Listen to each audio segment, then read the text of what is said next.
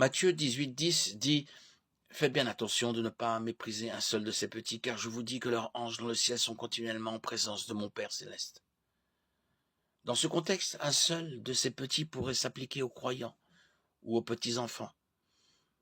Il s'agit du passage clé concernant les anges gardiens. Il est certain que les anges assurent un rôle de protection. Daniel 6,20, 2 Rois 6,13.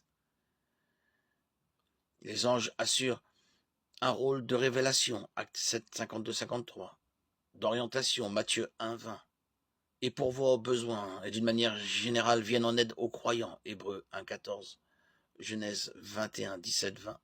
En fait, la question qui se pose est de savoir si chaque personne ou chaque croyant a un ange qui lui est attribué personnellement. Dans l'Ancien Testament, la nation d'Israël avait l'archange Michael, Daniel 10, 21, 12, 1. Mais les Écritures ne parlent pas d'un ange attribué à une personne particulière. Des anges étaient parfois envoyés auprès de certaines personnes, mais il n'est pas mentionné que ce soit de façon permanente. La croyance aux anges gardiens s'est développée dans le judaïsme pendant la période intertestamentaire. Certains pères de l'Église estimaient que chaque personne avait non seulement un ange, mais également un démon qui lui était attribué. La croyance en les anges gardiens existe depuis longtemps, mais ne repose sur aucun fondement biblique solide. Pour revenir à Matthieu 18,10, le pronom grec traduit par leur est un pronom collectif faisant référence au fait que les croyants sont servis par les anges en général. Ces anges sont décrits comme étant continuellement en présence de Dieu afin d'entendre ses commandements, de venir en aide à un croyant qui en a besoin. Les anges dans ce passage semblent davantage attentifs au Père qui est dans les cieux qu'à une personne particulière qu'il serait chargé de garder. La surveillance active semble venir de Dieu plutôt que des anges, ce qui a du sens, puisque Dieu seul est omniscient.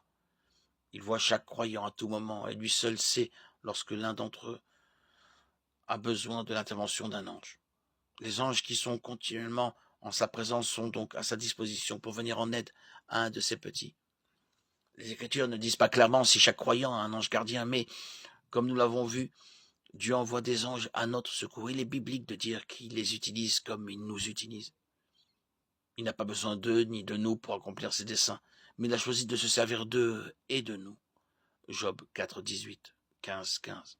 Au final, que nous ayons ou non un ange gardien, nous avons une bien plus grande assurance en Dieu. Si nous sommes ses enfants par la foi en Christ, il fait concourir toutes choses à notre bien. Et Jésus-Christ ne nous laissera pas ni ne nous abandonnera. Hébreux 13, 5, 6. Romains 8, 28, 30.